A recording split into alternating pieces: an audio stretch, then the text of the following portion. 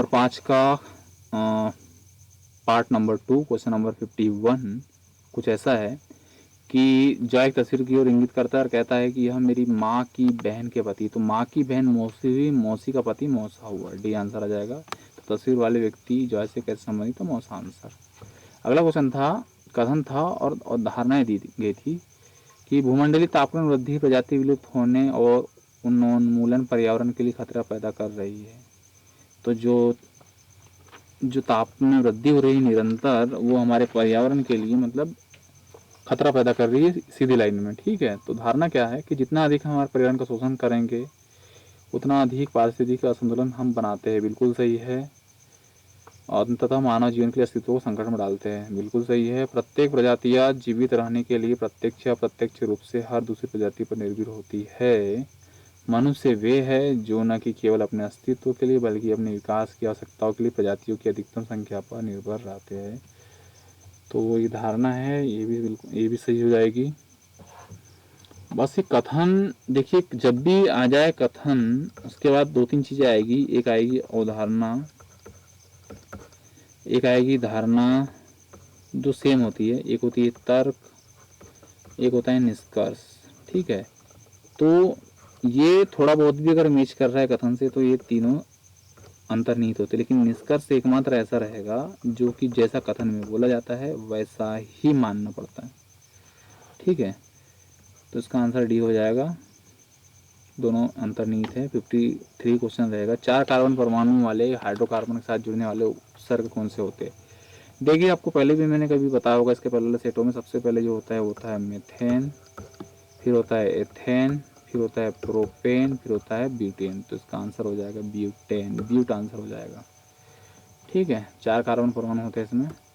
अगला है, ये एक सवाल है मैथ्स का, इसको सॉल्व करना है हमें। तो सबसे पहले कोष्टक सॉल्व करेंगे अंदर का। तो दो दूनी चार, दो दो दूनी दो गुनी दो, दो दूनी 4 दूनी 8 दूनी 16, 16 धन 3 कितना हो जाएगा? 19 हो जाएगा, बटे 9 है, और धन यहाँ पे है 8, सॉरी 9 बाद में, ये टोटल के बटे में 9 है। देखिए ये कोष्टक है, उस टोटल के बटे में 9 है। तो 19 और 8 हो जाएगा कितना? 27, और 27 बटे 9 मतलब 3 आंसर हो जाएगा। अगला क्वेश्चन था कि दूध वाला ताजे दूध में थोड़ा सा बेकिंग सोडा मिलाता है। तो बेकिंग सोडा क्यों मिलाता है? तो ये बढ़ाता है दूध की अम्लीकरण को रोकने के लिए। अगला क्वेश्चन, सोहन की आयु पार्थ से 10 वर्ष कम है। सोहन की आयु, जो सोहन है वो पार्थ से 10 वर्ष कम है। ये क्वेश्चन आपका पहला बन गया। ठीक है, 8 साल पहले सोहन की आयु, 8 साल पहले जो सोहन की आयु थी उसकी वर्तमान आयु की 3 गुनी थी। 8 साल पहले सोहन की आयु उसकी वर्तमान आयु की 3 गुनी थी। जो पार्थ की आयु, जो पार्थ की दोगुनी आयु से 4 वर्ष अधिक थी। जो पार्थ की दोगुनी आयु का 4 वर्ष, पार्थ की दोगुनी आयु की 4 वर्ष अधिक थी। ये बेसिक मेथड है, या इसको ऐसा बोल सकते हैं 3S, क्योंकि इसने बोला कि जिसकी उसकी वर्तमान आयु की 3 गुनी थी। 3S भी बोल सकते हैं। तो यहाँ पे अपन इसको ले लेंगे ऐसा। तो जब सॉल्व करेंगे 2p, ठीक है, तो जब सॉल्व करेंगे तो ये आ जाएगा s माइनस 2p इक्वल 12, और यहाँ से आ जाएगा s minus p equal minus 10, s minus p equal minus 10। तो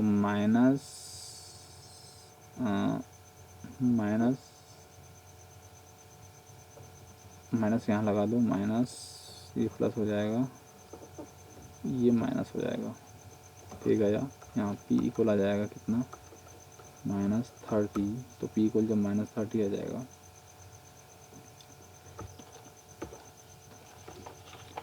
ये जो मान लो सबसे पहला समीकरण क्या बनेगा कि जो सोहन जो है पार्थ से 10 वर्ष कम है, पहला इक्वेशन बनेगा। दूसरा, 8 साल पहले सोहन की आयु जो थी वो वर्तमान आयु की 3 गुनी थी, जो पार्थ की 2 गुनी आयु से 4 वर्ष अधिक थी। तो जो 8 साल पहले की जो आयु है, 8 साल पहले की जो पार्थ और इसकी आयु होगी सोहन की, तो सोहन की आयु का 3 गुना जो है पार्थ की आयु के 2 गुना से 4 वर्ष अधिक था। ये समीकरण नंबर 2 बना हुआ है।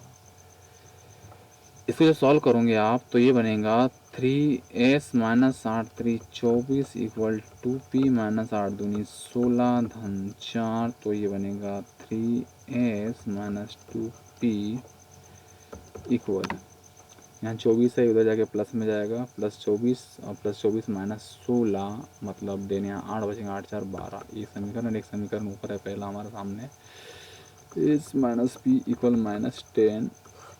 तो 2 का गुना करूँगा मैं, 2s हो जाएगा, 2p हो जाएगा, यहाँ 20 हो जाएगा। ठीक है, देन मैं अब क्या करूँगा, यहाँ माइनस कर रहा हूँ, माइनस प्लस यहाँ माइनस हो जाएगा। तो मेरे पास सामने s इक्वल आ गया मेरे पास सामने 32।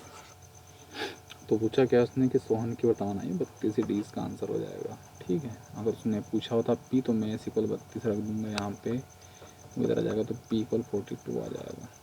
अगला क्वेश्चन, निम्नलिखित शब्दों के लिए सबसे उपयुक्त वेन आरेख चुनिए। तो इसका था लहसुन अदरक और मिर्च। तो इसका आंसर हो जाएगा लहसुन अदरक मिर्च, तीनों अलग अलग है, डी आंसर हो जाएगा। अगला है, एक जूट बैग को 48 रुपये में बेचने पर अस्मिता को 20% का लाभ अर्जित करने के लिए, मतलब एक बैग था 48 रुपये बेचने पर अस्मिता को 20% लाभ अर्जित करने के लिए जूट का विक्रय मूल्य क्या होना चाहिए। एक जूट बैग को 48 रुपये में बेचने पर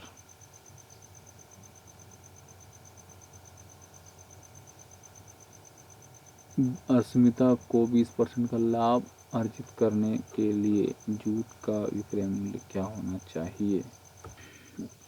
ये जो सवाल था आपके सामने, इसमें थोड़ा सा समझो, सवाल थोड़ा कन्फ्यूजन है। इस कंडीशन में आप खाली एक कॉर्नर पे यहाँ लैंग्वेज का ऑप्शन रहेगा, वहाँ जाइए और वहाँ इंग्लिश चूज करिए। ठीक है, सब सवाल समझ में आ जाएगा। अगर तब भी अगर इंग्लिश नहीं बनती है तो भैया आपका हो गया सत्यानारायण, है ना। सवाल कुछ ऐसा था, थोड़ा कन्फ्यूजन है ना, कि एक जूट का जो बैग है वो 48 में बेचने पर उसको 20% की हानि होती है।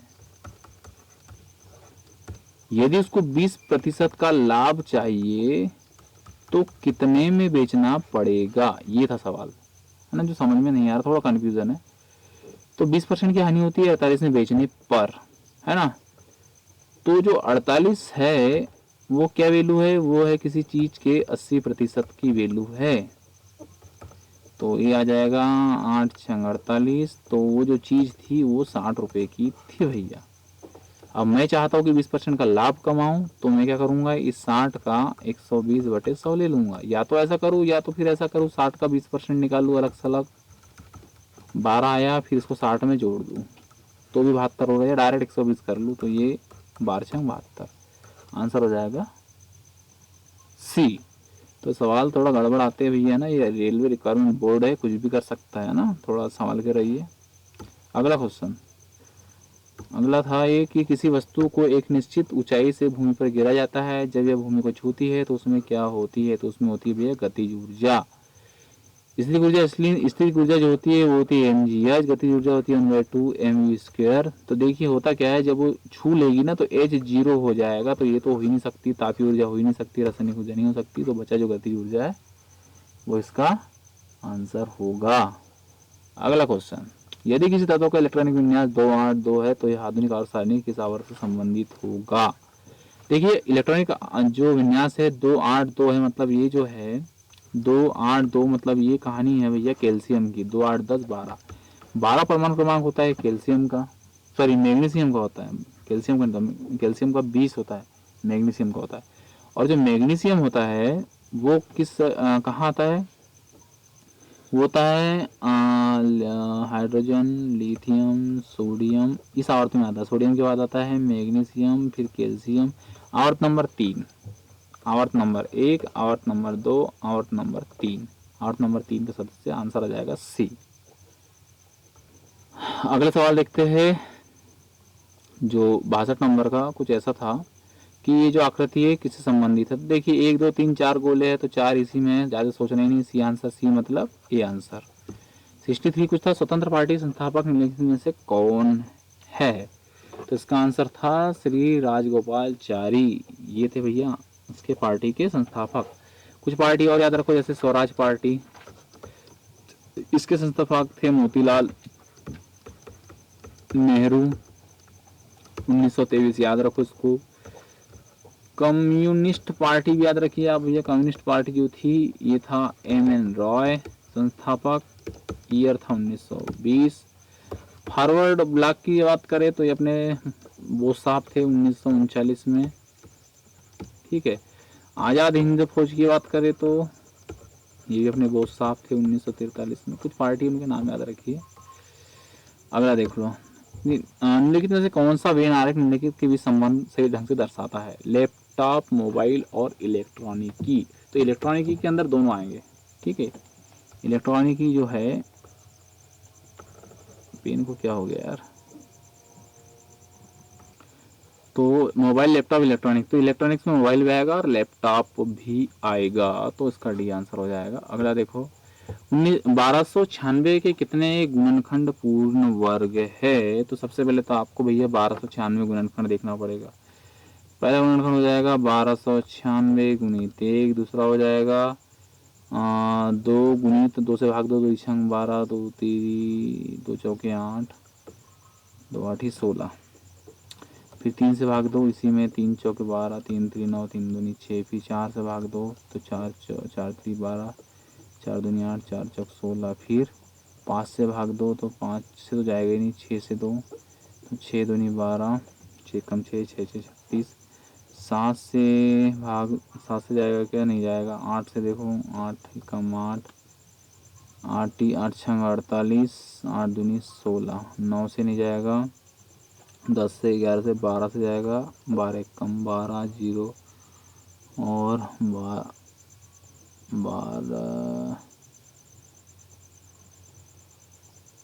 12 छः 12 चौक 48, नहीं 12 से देंगे, 12 कम 12, 12 कम 12 जीरो, 12 96, 12 98।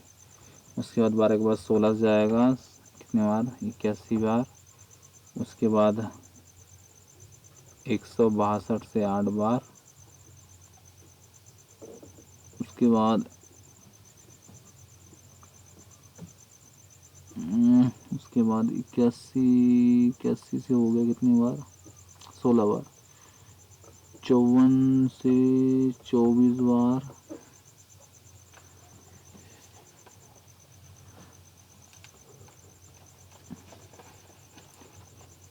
और 48 से 27 बार।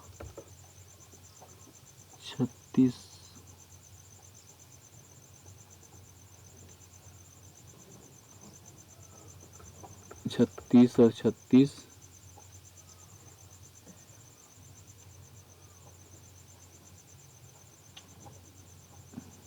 36 का ये 1296 वर्ग का है। तो ये हो गया इनके गुणनखंड, और कितने गुणनखंड पूर्ण वर्ग है। तो एक तो एक खुद ही, अरे यार 1296, एक एक ये हो गया, 2 ये हो गया, 2 ये भी वर्ग है, 3 ये भी वर्ग है, 4 ये भी वर्ग है, 5 उसके बाद ये वर्ग है, 6 ये भी वर्ग है, 7 ये वर्ग है, 8 ये वर्ग है, 9 वर्ग है टोटल। आंसर आ जाएगा सी। अगला था, भारत सरकार द्वारा 2017 में सदगुरु जग्गी वासुदेव को निम्नलिखित में से किस योगदान के लिए पद्म विभूषण दिया गया था। तो इन्हें जो दिया गया था वो दिया गया था आध्यात्मिकता की क्षेत्र में। अगला था कि अगली आकृति क्या होगी। तो ये देखिए इसने क्या किया था, स्क्वायर था, इसको उल्टा इसके अंदर इंटरसेक्ट किया था। वैसे ये जैसे वैसा रहेगा, जो त्रिभुज है ये वो यहाँ इंटरसेक्ट हो जाएगा, है ना। तो इसका जो आंसर होगा 67, इसका आंसर हो जाएगा, कौन सा आएगा, मेज खाएगा, सॉरी ऐसे की ऐसे ही आएगा, सी। ये खा रहा है मेज, ये इसका आंसर होगा, ठीक है। सी मतलब डी आंसर। उसके बाद अगला था कि निम्नलिखित में से क्या इस समूह से संबंधित नहीं है? चींटी, हैमस्टर, कैटरपिलर, लोकस्ट। तो 68 इसका आंसर हो जाएगा लोकस्ट, क्योंकि जो कैटरपिलर, चींटी और हैमस्टर ये सभी कीड़े हैं, कीड़े, और ये एक दूसरी इनसे भिन्न है। तो डी इसका आंसर हो जाएगा, मतलब कि सी आंसर नहीं, हैमस्टर इसका आंसर होगा। ठीक है, हैमस्टर, हैमस्टर ये कीड़े के मतलब कीड़े वर्ग में आते तीनों चारों, और हैमस्टर ये उनसे अलग है।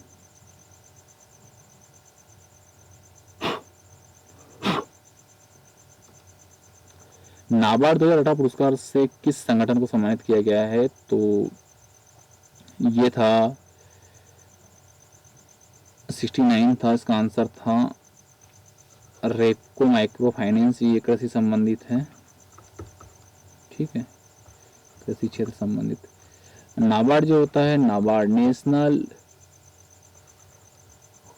बैंक एग्रीकल्चर रूरल डेवलपमेंट होता है, इसका फुल फॉर्म। 1982 में इसकी स्थापना हुई थी।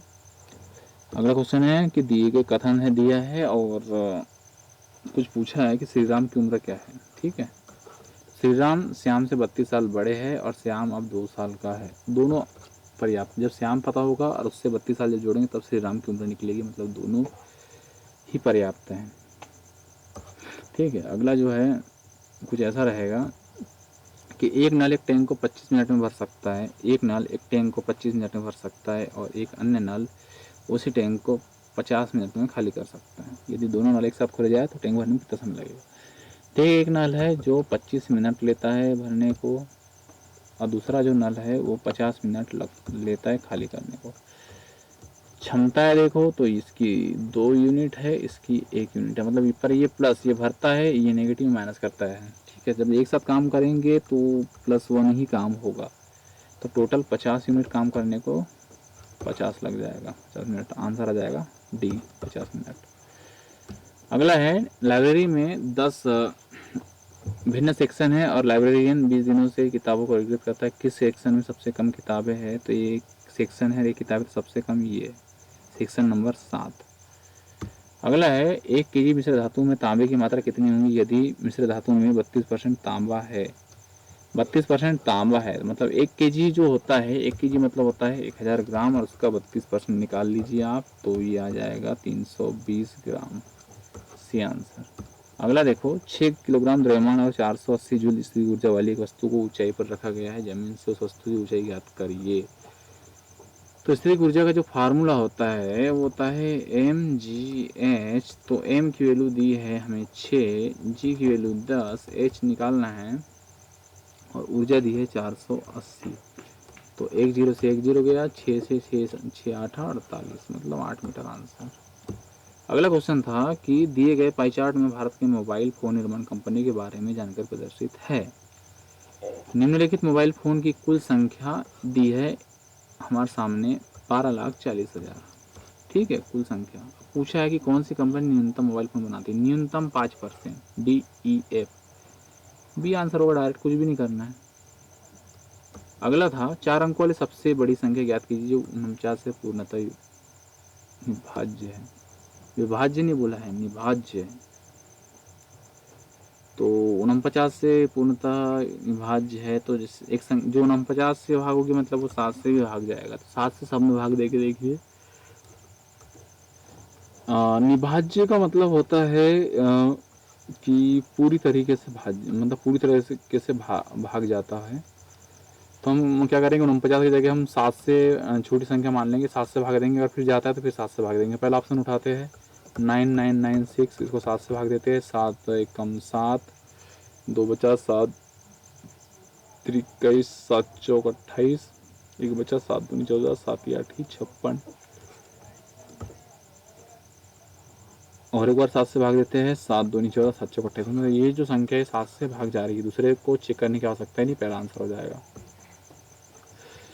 अगला है निम्नलिखित श्रेणी में अगला पद क्या होगा? देखे रखा है 12, 12 दूनी 24, 12 तीन 36, 12 चौक 48, मतलब अगला तो 48 से स्टार्ट होगा, मतलब या तो आंसर ये तो कैंसिल हो गया। अगला देखो, यहाँ ए है, यहाँ सी है, यहाँ ई है, मतलब यहाँ A plus two plus two plus two E है, एफ जी आएगा, मतलब ये आंसर यहाँ जी है, तो बी आंसर हो जाएगा।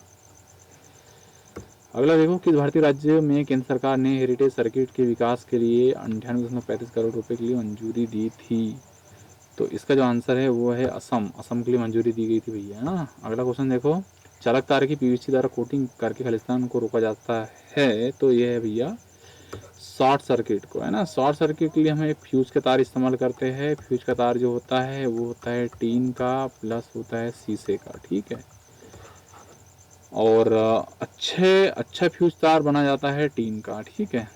और सस्ता की बात करें तो सस्ता है, दोनों को मिक्स करके बनाया जाता है, ठीक है।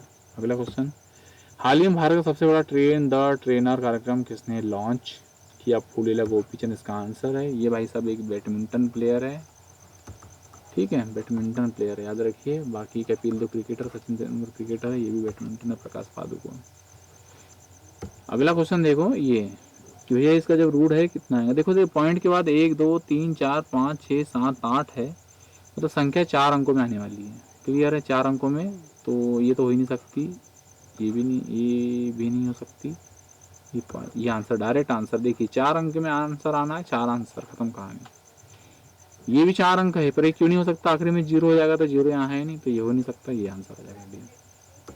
अगला, गोवा पर पुर्तगालियों द्वारा किस वर्ष कब्जा किया गया था? ये 1510 में कब्जा किया गया था, और 1987 में इन्होंने छोड़ा था ना, याद रखो, दोनों ईयर याद रखो। पुर्तगालियों ने जो गोवा था 1510 में कब्जा किया और 1987 में छोड़ दिया गया था।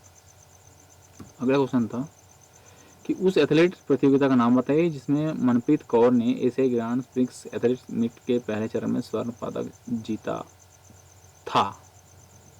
तो भैया ये आंसर है, गोला फेंक में जीता था इन भाई साहब ने, ठीक है। अगला क्वेश्चन है कि बादलों का रंग सफेद जो होता है वो प्रकीर्णन के कारण होता है, ठीक है। प्रकाश का प्रकीर्णन किसने बताया था भैया? हमारे यहाँ पे CV रमन साहब थे। प्रकाश के प्रकीर्णन का प्रभाव इन्होंने दिया था 1928 में, याद रखो भैया। इनको नोबेल प्राइज भी मिला है, बहुत ब्रांडेड आदमी थे अपने इंडिया के, है ना। अगला, यदि आज सोमवार है तो 61 दिन बाद कौन सा दिन होगा? तो 61 दिन बाद तो 61/7 करिए, 7 या 56, 5 शेष बच रहा है। आज सोमवार है तो 1 2 3 4 5, मंगल बुध गुरु शुक्र शनि आंसर आ जाएगा, सोचना ही नहीं है। अगला जो क्वेश्चन था, ये क्वेश्चन जो था 66 जो था ब्लर हो गया है। सवाल ये था कि दो क्रमागत लीप वर्षों के बीच 100 वर्ष अधिकतम अंतर कितना होता है? बहुत खतरनाक चीज है, आप डायरेक्ट इसको आंसर करोगे, बट ये नहीं है। होता क्या है कि जो 1900 है, ये सबसे पहले आपको पता होना चाहिए, ये लीप वर्ष नहीं है, याद रखिए, ठीक है। लीप वर्ष नहीं है, तो इसके पहले के 4 वर्ष 1996 लेके इसके बाद के 4 वर्ष तक, मतलब टोटल हमारे पास 8 वर्ष अधिकतम हो सकते हैं लीप वर्ष के मध्य, तो 8 वर्ष इसका आंसर होगा, ठीक है। अगला क्वेश्चन देखो, जब MN रेखा पर दर्पण रखा तो इसका दर्पण प्रतिबिंब क्या बनेगा? तो भैया यहाँ एक गोला बनेगा और फिर ये बनेगा, मतलब ये आंसर होगा, ठीक है। ये आंसर होगा, मतलब बी, मतलब ये आंसर यहाँ सी पे बी दे के रखा है, मतलब सी आंसर होगा।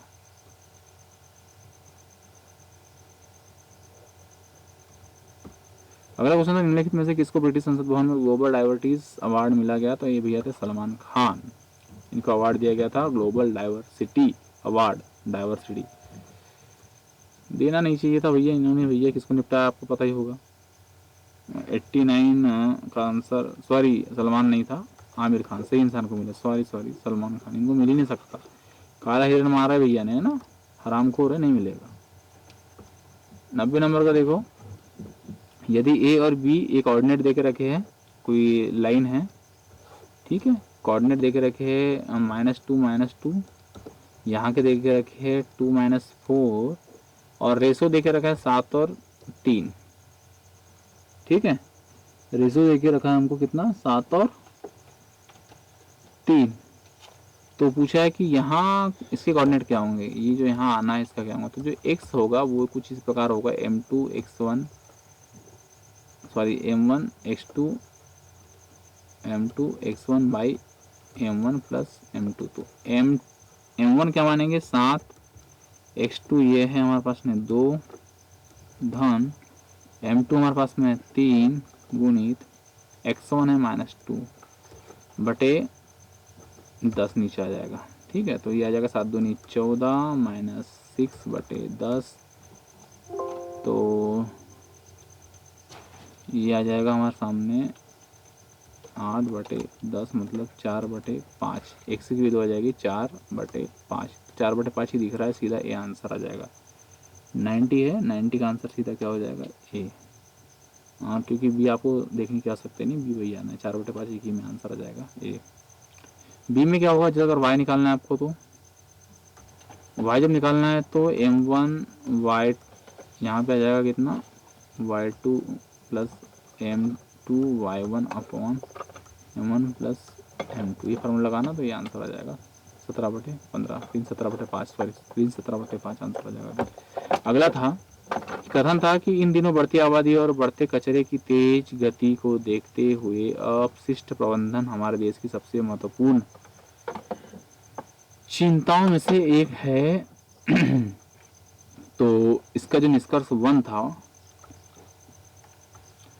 कथन ये था कि इन दिनों बढ़ती आबादी और बढ़ते कचरे की तेज गति को देखते हुए अपशिष्ट प्रबंधन हमारे देश की सबसे महत्वपूर्ण चिंताओं में से एक है। निष्कर्ष 1 था, न गलने वाला अपशिष्ट हमारे पर्यावरण को बहुत नुकसान पहुंचाता है और विभिन्न बीमारियों को पैदा करता है। बढ़ती आबादी और बढ़ते कचरे की तेज गति को देखते हुए अपशिष्ट प्रबंधन हमारे देश की सबसे महत्वपूर्ण चिंताओं में से एक है। न गलने वाला अपशिष्ट हमारे पर्यावरण को बहुत नुकसान पहुंचाता है और विभिन्न बीमारियों को पैदा करता है। सही है बिल्कुल। दूसरा निष्कर्ष यह था कि अपशिष्ट प्रबंधन पर किसी भी संस्थान में लोगों या छात्रों को संबोधित करना निश्चित रूप से सहायक होगा। बिल्कुल सहायक होगा। दूसरा भी निष्कर्ष सही है, ये यहाँ मैं दिखा नहीं पा रहा हूँ, लेकिन इसके दोनों निष्कर्ष सही हो गए। अगला था क्वेश्चन, हमारा दूसरे आवर्त संबंधित और मजबूत संकलन गुण वाले तत्वों का इलेक्ट्रॉनिक विन्यास क्या होगा।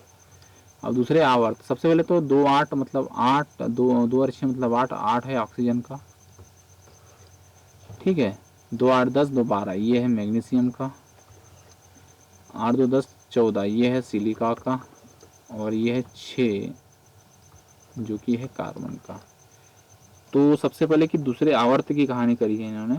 तो जो दूसरे आवर्त में खाली एक ऑक्सीजन आता है, कार्बन आता है, लेकिन इसमें पूछा है कि दूसरे आवर्त संबंधित मजबूत श्रृंखलन गुण, श्रृंखला गुण रखता है भैया कार्बन। आंसर हो जाएगा डी। अगला क्वेश्चन है, एक निश्चित धनराशि पर 12% वार्षिक दर से 5/2 वर्ष में प्राप्त होने वाला साधारण ब्याज उसी धनराशि पर 10% की वार्षिक दर से 7/2 वर्ष में प्राप्त होने वाले साधारण ब्याज से 50 रुपये कम है। मान लो राशि पी रही होगी, मूलधन गुणित दर गुणित समय जो था 5/2 बटे जो 100 है, ये इसी राशि पे 10% की दर से 7/2 वर्ष में प्राप्त होने वाली जो ब्याज है उससे 50 कम है। तो यहाँ से जब इसको सॉल्व करेंगे तो 50 को इधर ला लेंगे, उधर जाएगा p/100। ठीक है, अंदर बचेगा कितना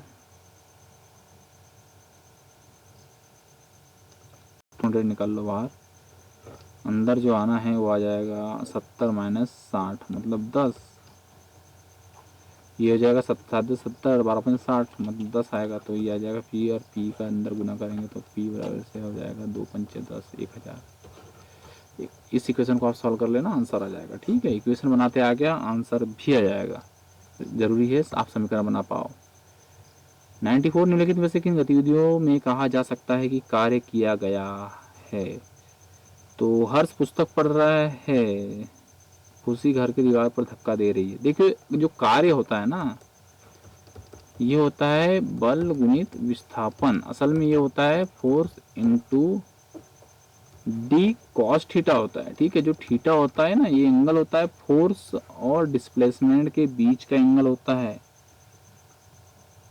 ठीक है, फोर्स एंड डिस्प्लेसमेंट के बीच का एंगल होता है।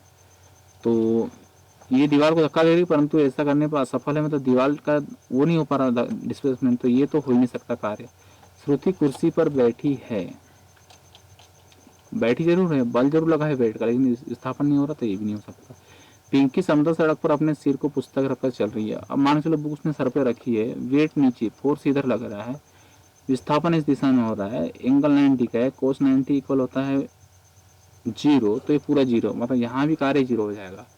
या तो इसका आंसर 1 है या तो ये सवाल गलत है, दो में से कुछ भी होगा। ठीक है, अगला देखो 95 240 वाट वोल्टेज जो है वो 0.6 एम्पेयर की धारा, एक विद्युत बल की पावर कितनी होगी? यदि इतना वोल्टेज है, इतना धारा प्रवाहित हो रही, तो जो बल्ब है वो किस वाट का होगा? तो जो पावर होती है ना, पावर इक्वल होती है V इंटू सी, VC। तो यहाँ वोल्टेज है 240 और आवेश है कितना? 0.6 एम्पियर। तो 6 चौक 24 और 6 दूनी 12 13 14, ये आ जाएगा C 144 वाट। बोला है अपनी सामान्य गति के 5/4 चलने पर वह अपने कार्यालय 6 मिनट देरी से पहुंचता है। मतलब यदि वो अपनी गति को 20%, गति को 80% कर ले, मतलब अगर वो 100 से चल रहा है, 100 से वो 80 कर ले अपनी गति को, तो 6 मिनट देरी से पहुंचता है ये। तो कार्य जाने में कितना समय लेता है? तो 6 मिनट देरी हो जा रही है ना, हम अपनी गति को 100 से 80 कर ले रहे हैं, तो उसे बैलेंस करना है। उसे 20% उसने कमी कर ली है, तो उसको 20% बढ़ाना होगा। मतलब कि वो क्या कर रहा है, यहाँ 5 से 4 कर ले रहा है। अब उसको इसको बैलेंस करने के लिए क्या करना पड़ेगा? 5 से 6 20% बढ़ाना पड़ेगा, है ना। तो हो गया रहा 25 और 6 चौक 24, मतलब 100 से 96, मतलब 4 यूनिट जो है उसको कम करना पड़ेगा अपने, 4 यूनिट अपना कम। यहाँ पे जो एक, यहाँ पर वो क्या कर रहा है, एक यूनिट जो कम हो रहा है, वो एक यूनिट जो कम हो रहा है वो बराबर है 6 मिनट के। तो यहाँ जो 4 यूनिट का फर्क पड़ रहा है, तो 6 गुणित 4 मतलब ये 24 मिनट हो जाएगा, है ना। तो वह अपने आमतौर पर कार्यालय जाने में 24 मिनट लेता है। ठीक है, अगला क्वेश्चन होगा, पेटीएम के संस्थापक जो थे, नाम बताइए जिनको 2017 की टाइम मैगजीन सूची में सर्वाधिक प्रभावशाली लोगों में प्रधानमंत्री नरेंद्र मोदी के साथ सम्मिलित किया गया था। तो वो थे वे विजय शेखर शर्मा। ठीक है, अगला था उचित विकल्प का चयन करें। 1 किलोवाट घंटा कितना जूल होता है? देखिए सबसे पहले तो जो जूल होता है ना, वो वाट सेकेंड होता है, याद रखिए।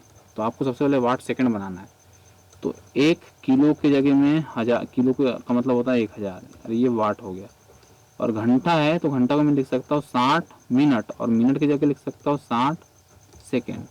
मतलब 6 6 36 हुआ, और यहाँ के 2 जीरो और यहाँ के 3 जीरो, मतलब 5 जीरो, 5 जीरो। और वाट और सेकेंड, अरे वाट सेकेंड की जगह में लिख सकता हूँ जूल। क्या लिख सकता हूँ? जूल। तो 3 6 1 2 3 4 5 मतलब 36, आंसर आ जाएगा बी 5 जूल। असल में होता क्या है,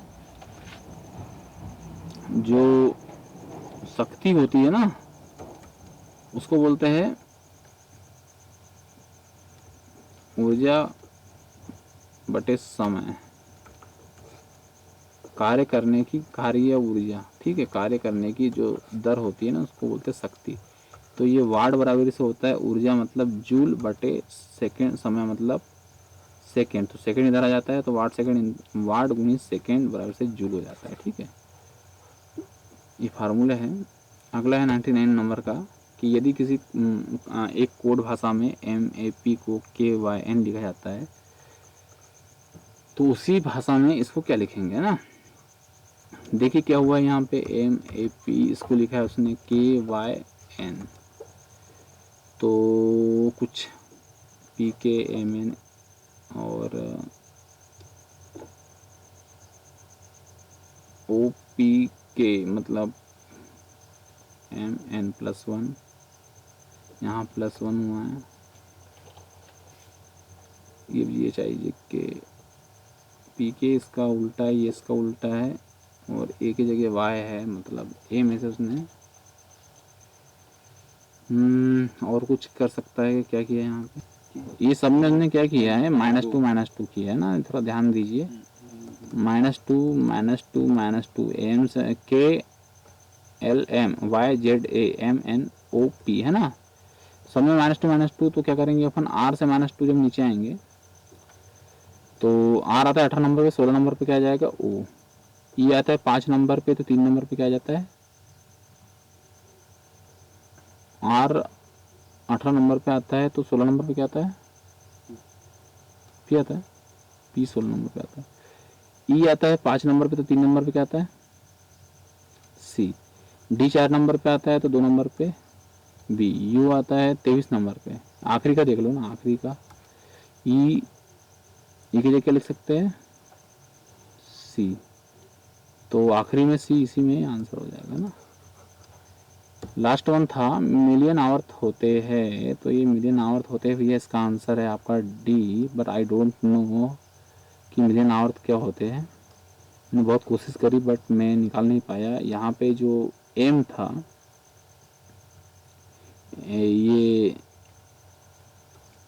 ये जो एम है ना, ये मैग्नीशियम का प्रतीक बोलते हैं इसको, इसको थूलियम का प्रतीक बोलते हैं, थूलियम। और इसको पता नहीं पर ये किसी का ना किसी का प्रतीक है, इनको मिलियन आवर्त बोलते हैं, इसको आप याद रख लीजिए। इसी के साथ में सेट नंबर 5 का पार्ट 2 खत्म होता है, RRB का सेट 5 खत्म हो जाता है ना। अगला सेट 6 बहुत जल्दी आपके सामने होगा, इंतज़ार कीजिए।